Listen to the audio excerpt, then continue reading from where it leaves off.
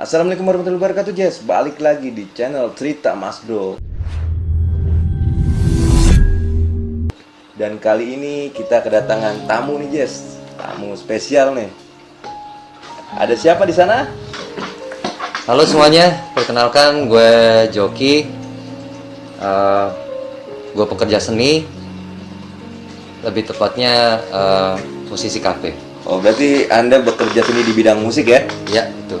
Oke, Bro Joki di musik, di bidang musik tuh di bagian apa?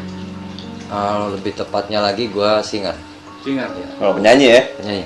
Oke. Sebelum pandemi nih, biasanya Bro Joki ini manggung di mana aja nih? Sebelum pandemi? Selama kondisi masih normal ya, sebelum Iya. pandemi. Ini disebutin brand outletnya boleh? Boleh. Ya, gue main di Media Hotel, Oke. di Gandaria City, Sheraton, Oke. terus di Masterpiece. Mhm. Ada beberapa outlet Masterpiece, gue main sama band gue. Oke. Untuk event sebelumnya itu udah berapa kali? Event-event sebelum pandemi sih, ya kalau event kita nggak bisa dipastikan ya. Itu kalau lagi rame biasanya. Kalau awal-awalan tahun, kalau kayak begini nih awal-awal tahun itu agak sepi lah gitu.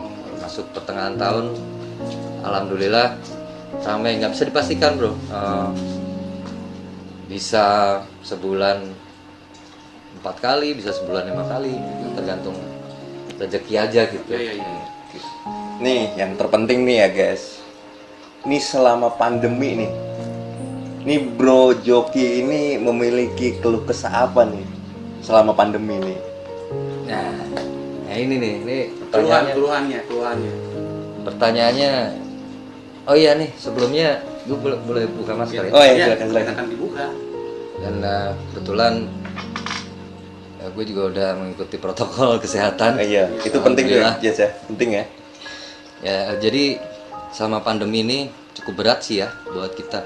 Terutama gue yakin teman-teman di rumah yang lagi nonton ini juga, khususnya yang bekerja di bidang seni juga ngerasain hal yang sama kayak gue gitu. Betul. Kita sama sekali nggak bisa main band gitu. Kebetulan gue kan main reguler di kafe-kafe dan bar-bar gitu, dan selama pandemi juga tempat-tempat kita kerja semua tutup kan gitu. Mereka nggak bisa buka, otomatis kita sebagai musisi yang bekerja di sana juga nggak bisa bekerja gitu. Berat sih bro, berat.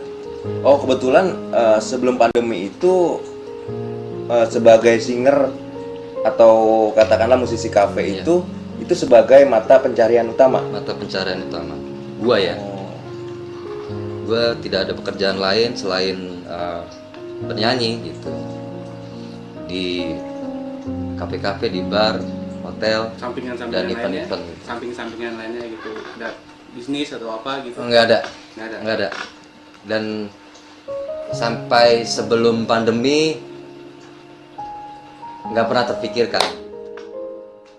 Bahkan menjadi seperti ini ya. Iya. Untuk menjadi seperti ini ya. Dan kira-kira nih untuk saat ini nih, ini kan katakanlah omset pendapatan kan ya bisa dikatakan tidak ada, kalaupun ada juga nggak sebaik dahulu ya. Ya. Nah, kira-kira ini ada omset lain nggak yang didapetin selain dari musik, atau alih profesi, atau nyari sana sini atau gimana gitu? Kalau usaha pasti kita semua berusaha ya, mengingat gue yakin juga banyak teman-teman gue seperti gue juga, kita punya keluarga di rumah itu yang harus kita hidupi gitu.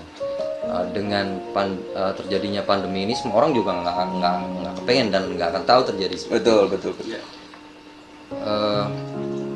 Gue pribadi sih berusaha ngelakuin apa aja untuk mendapatkan penghasilan, tapi tetap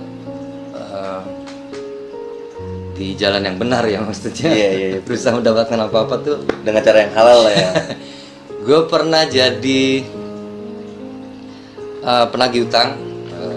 Debt collector. Iya, gitu. pernah Oh. jadi. Gue pernah, dan sambil belajar gue ngelakuin itu, sambil ini kebetulan ada teman gue yang merekrut gue gitu, terus sempet juga ngejalanin ngamen-ngamen di kafe-kafe yang masih bisa buka, kafe-kafe yang tidak Ya mungkin seperti kayak food court atau kan itu. bukan food court, lebih tepatnya sih kayak kafe tempat ngopi kali ya. Oh iya, kopi Kafe shop kecil yang di pinggir jalan gitu, gua ngamen yang tidak menggunakan skala besar ya. iya, tanpa dibayar. Heeh. Kita cuma dikasih tempat, kebetulan yang punya tempat juga kawan-kawan gitu. Alhamdulillah banget bisa dikasih tempat, dan kita main tuh ya nggak munafik ya, kita berharap ada orang yang Oh, berbagi berarti hati, memberikan tip gitu ya, ngamen lah bro. berarti Jadi ngamen ya. joki ini dia apa mengisi acara di suatu coffee shop, dia nggak dibayar oleh pengelola, melainkan mengharapkan saweran gitu ya. Betul, betul. Oh, berarti bener ngamen ya. Ngamen. Jadi jatuhnya full ngamen ini. Ya, kondisinya sih sebenarnya seperti biasa kita main band reguler di tempat-tempat kita sebelumnya gitu. Situasinya, crowdnya juga gitu, kita menghibur tamu sama lah gitu. Cuman karena tempatnya juga tidak memungkinkan untuk membayar, ada budgeting untuk membayar live musik gitu. Cuman mereka ada tempat, ada alat yang bisa kita gunakan untuk main. Ya udah kita main aja gitu, dikasih fasilitas. Berarti bentuk bersyukurnya nih bro ini udah dikasih wadah lah ya. Ya. Maksudnya untuk masih tetap berkreasi, masih bisa menghibur teman-teman atau tamu-tamu, tapi tidak lupa juga mengharapkan imbalannya gitu. Udah pasti. Oh iya Yang bro, munafik. itu tadi pernah apa namanya? Pernah jadi debt collector ya? Itu pengalamannya pas Wah, ini ceritanya panjang nih. ya kan Ya. biasanya debt collector itu kan ya Identiknya, berhadapannya kan sama ini kan ya. Identiknya apa ya, image-nya keras-keras lah ya gitu ya. Tapi nggak juga sih. Kebetulan gue juga belajar brand yang gue sempet ikut ini bukan sesuatu yang susah gitu. Maksudnya yang harus gue tagih itu tagihan-tagihan elektronik gitu. Maksudnya tentang elektronik iya. gitu. Jadi nggak terlalu yang seperti dibayangkan debt collector seperti apa gitu. Dan sambil belajar juga gue nggak lama-lama gue jalanin sebulan 2 bulan, ternyata ya memang pada dasarnya jiwa kita tidak di situ ya. Itu bukan gitu. pakai lah ya, bukan. Akhirnya gue nyerah juga gitu, nggak bisa gitu. Gue datang Oh berarti ada gejolak di hati nih ya, apa berlawanan lah ya. Betul. Karena dunia seni dengan dunia yang seperti itu jauh berbeda memang. Iya. Maksudnya dari segi teknik, skillnya kan itu sangat jauh berbeda Susah, ya. bro. Kita nggak selama ini nggak pernah mendalami hal itu gitu. Gue pikir mudah-mudahan ini buat gue buat belajar juga. Siapa tahu ada hasil yang ini. Memang sih nggak munafik, ada penghasilan dari situ. Tapi kondisi seperti ini, mendatangi rumah orang, nagih utang gitu, bro bisa bayangin sendiri gitu kan. Semua orang sedang merasakan hal yang sama sekarang nih, lagi susah, lagi Semua orang memang kondisinya Iya. sedang sulit. ada yang baru di PHK gitu, jadi gue kayak berkaca gitu, gue nagih orang yang kondisinya sama seperti gue gitu. Ada Bayang. caci-cacian nggak dari orang Ya yang ngerasain lah, ada lah, ada yang ya pokoknya mayoritas mereka yang gue jalanin tuh pasang badan. Jadi ya itu yang bikin gue menyerah. Oke. Nah terus menurut bro nih ya, apa pesan-pesan untuk pemirsa dan ya mungkin para seniman lainnya ya, bukan hanya mungkin dari segi musik, kan seniman banyak gitu kan, dan pastinya mengalami yang sama. Iya betul. Untuk dari segi omset, terus dari segi wadah mungkin yang tadinya dia bisa berekspresi saat ini hanya dilakukan di rumah saja kan. Bahkan ada lagi lah dengan teknologi seperti zooming gitu kan. Itu kan kayaknya kurang melepaskan Iya. ekspresi kan, karena semuanya virtual gitu kan. Nah, pesannya apa nih kepada pemirsa di rumah? Ya, sebenarnya sebelumnya gue juga sempat ngejalanin main virtual gitu. Jadi kita main live streaming dan kita mengharapkan donasi dari orang-orang yang kita kenal gitu, apa yang tahu kita, yang tahu band kita gitu. Ya, tapi tidak berjalan lama soalnya gimana sih, mungkin bro bisa ngebayangin kita main band tanpa ada orang yang lihat kita main gitu. Jadi Iya, betul. Nuansanya beda, berbeda, iya, benar. beda. Nuansanya berbeda karena kan kita apa ya? Kalau di virtual itu kita udah menunjukkan full power, Betul. tapi nggak memuaskan gitu ya. Mungkin bagi penontonnya atau bagi diri kita sendiri kan merasakan seperti itu ya. buat kita sendiri sih juga kepuasan batin juga ya nggak ada ya gitu kalau mikirin kepuasan batin, tapi ya itulah usaha-usaha yang harus kita jalanin juga gitu. Maksudnya kita juga nggak tinggal diam gitu kan, maksudnya dari awal pandemi kita ngelakuin hal-hal itu ya, cuman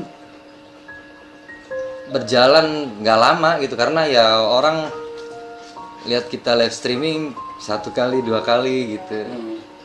Karena ya kita biasa jalanin live musik, dan kalau live streaming kan nggak live ya, kita apa ya memang live streaming tapi Iya, tapi virtual gitu loh. Maksudnya suasananya pun berbeda. Beda suasananya. mereka Si juga penikmatnya beda, kitanya Betul. pun beda mereka suasananya. biasa lihat kita live, bisa ngapain, bisa Bisa berdekatan, request, iya. bisa nyanyi bareng-bareng. Dan belakangan ini banyak juga gue lihat teman-teman pemain band juga ngelakuin hal yang sama gitu ya. Tapi Ya, gua intinya tetap jangan patah semangat lah ya untuk Ya pastinya. semua apa pegiat ya, jatuhnya pegiat seni, jangan patah semangat. Dan harapan apa nih harapan Harapan ke depannya. Harapan ya. Bingung kalau ditanyain harapan. pastinya usai masa pandemi ini pastinya kan Ya. ya. Yang pasti Semangat. tetap semangat. Kita harus tetap semangat. Kita harus melakukan sesuatu. Mm-mm. Yang pasti sesuatu yang positif. Positif, oke. Nggak lupa juga kita harus tetap memohon Betul itu. sama yang di atas untuk kesehatan, dan kita berdoa semoga semua ini cepat selesai. Amin, amin, amin, amin. Badai pasti berlalu, untuk kata Betul banyak sekali. orang. Jadi kita semangat terus. Semangat, Pantang mundur. gue semangat. Tetap semangat, tetap berdoa, jaga protokol kesehatan. Ya itu nomor 1. Oke Jess, sekian dulu nih pesan dan kesan singkat dari seorang musisi ya, lebih tepatnya seorang penyanyi atau singer dari band cafe ya, band cafe lokal di Jakarta. Dan jangan lupa semua untuk like, komen, dan subscribe pastinya ya. Subscribe. Thank you bro. Subscribe terus. Ayo bro, thank you bro. Pakai maskernya.